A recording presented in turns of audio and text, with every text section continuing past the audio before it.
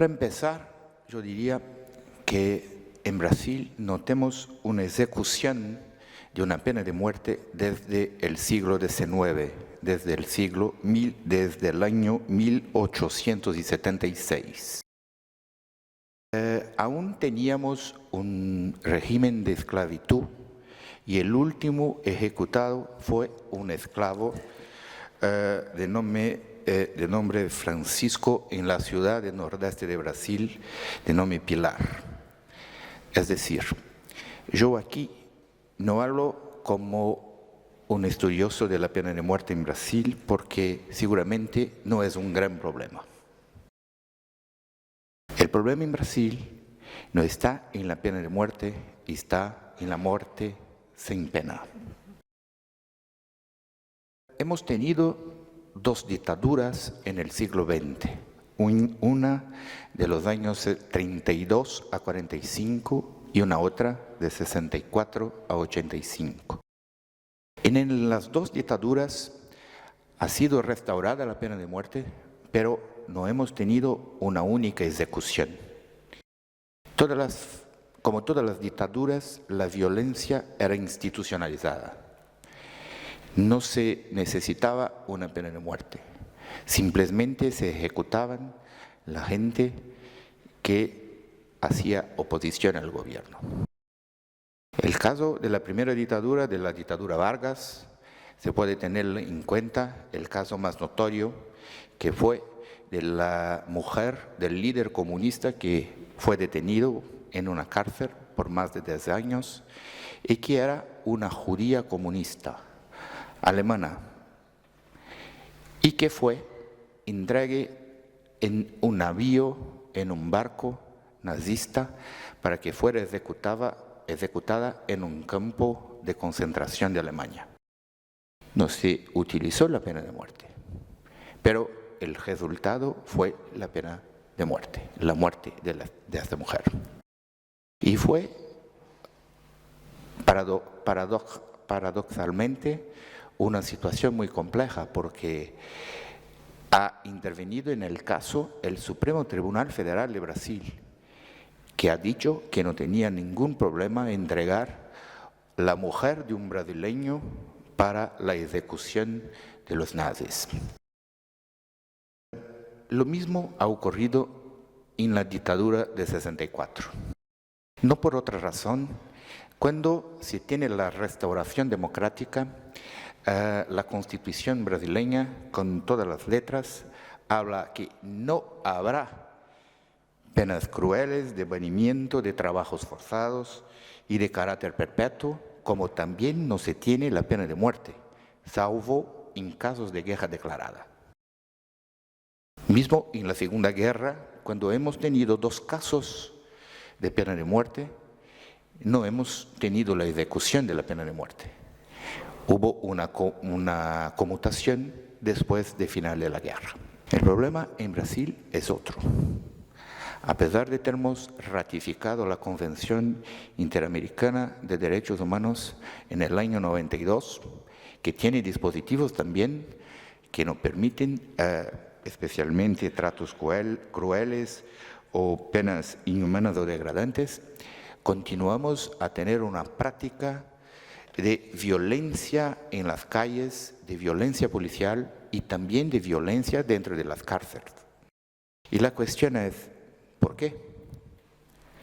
Bueno, el final de las dictaduras y especialmente de la dictadura brasileña de 85, y es más o menos lo que ocurre en los otros países vecinos latinoamericanos, continuamos a tener una violencia policial, una violencia que es desregrada. Y esto en caso brasileño se debe a que no hemos tenido una justicia de transición, no hemos tenido una justicia comunitaria o restaurativa, no hemos juzgado a los criminales que han cometido en nombre del Estado los crímenes que han cometido como tortura, como violencia policial, etc. A pesar de la orden interna e internacional, a que Brasil está sometido, prohibir la tortura, la violencia policial, los escuadrones de muerte, las conductas de esa naturaleza. Continuamos a practicar la pena de muerte en larga escala. Es curioso también que cuando la ley brasileña de amnistía fue sometida al Supremo, al juzgamiento del Supremo Tribunal Federal, y bueno, la ley brasileña habla que nadie será punido, ni los torturadores y ni aquellos que han defendido la patria contra el gobierno dictatorial. Cuando este tema llega al Supremo, el Supremo Tribunal Federal ha dado una carta blanca para las ejecuciones porque habla, mira, esta es una situación absolutamente constitucional.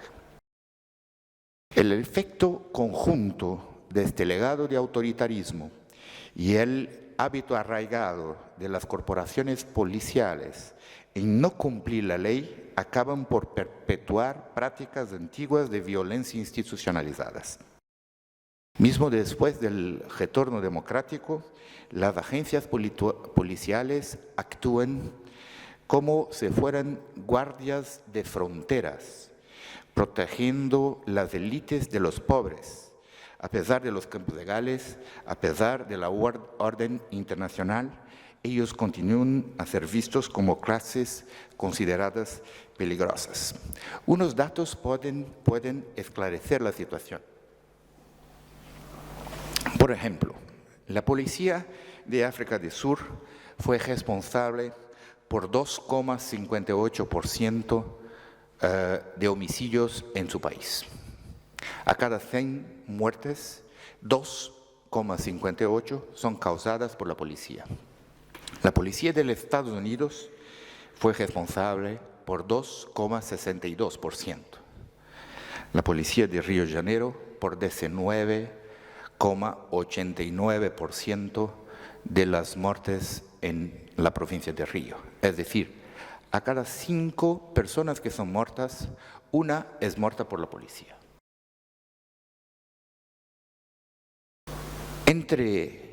En el año de 2012, la Amnistía Internacional identificó 682 personas ejecutadas en los países que aplican la pena de muerte. Solamente las policías de la provincia de San Pablo y de la provincia de Río de Janeiro fueron responsables por 804 muertes, más muertes que todas las ejecuciones monitoradas por Amnistía Internacional. Es decir, tenemos algo peor que una pena de muerte.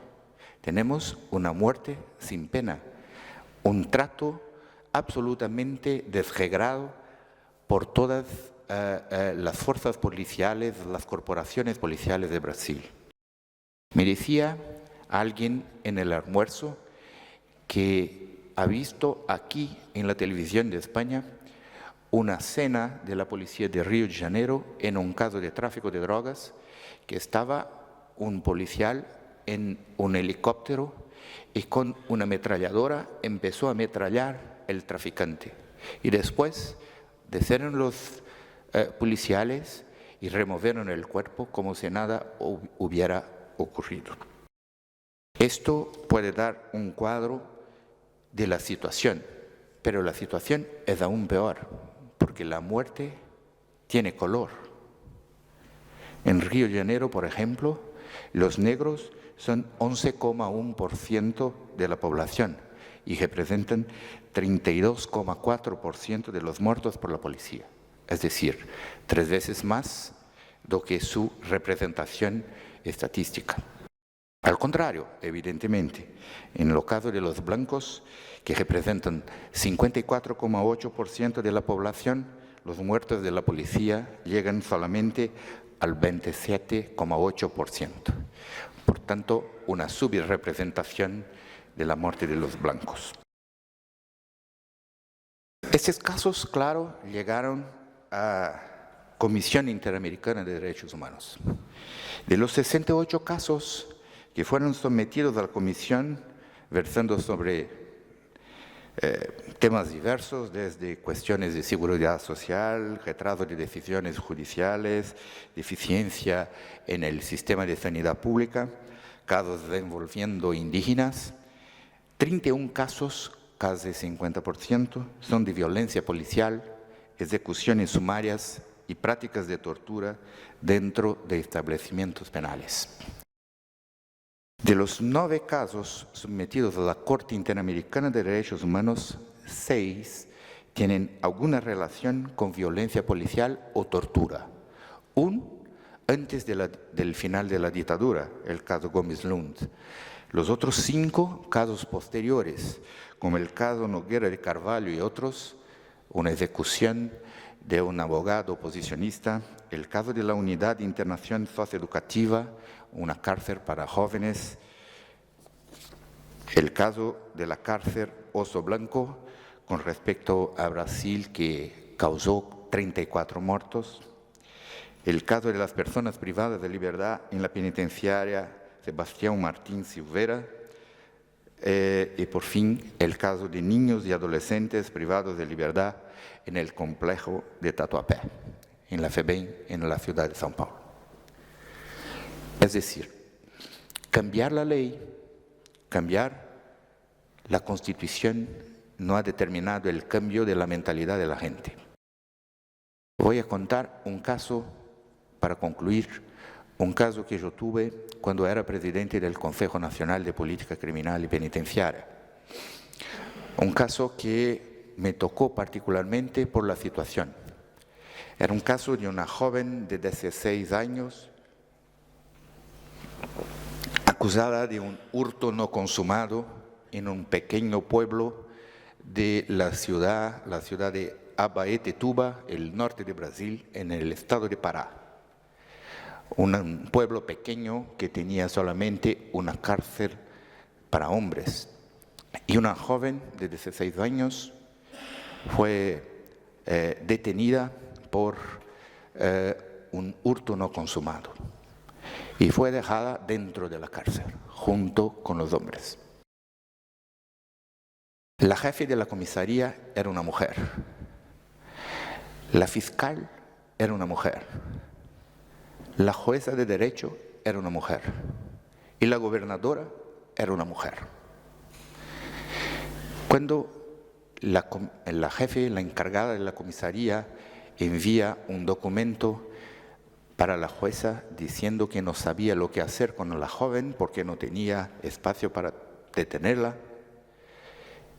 la jueza, que me parece mucho más un verdugo que una jueza, ha dicho que el detenimiento sería interesante para que pudiera refletir, pensar sobre el cometimiento del delito.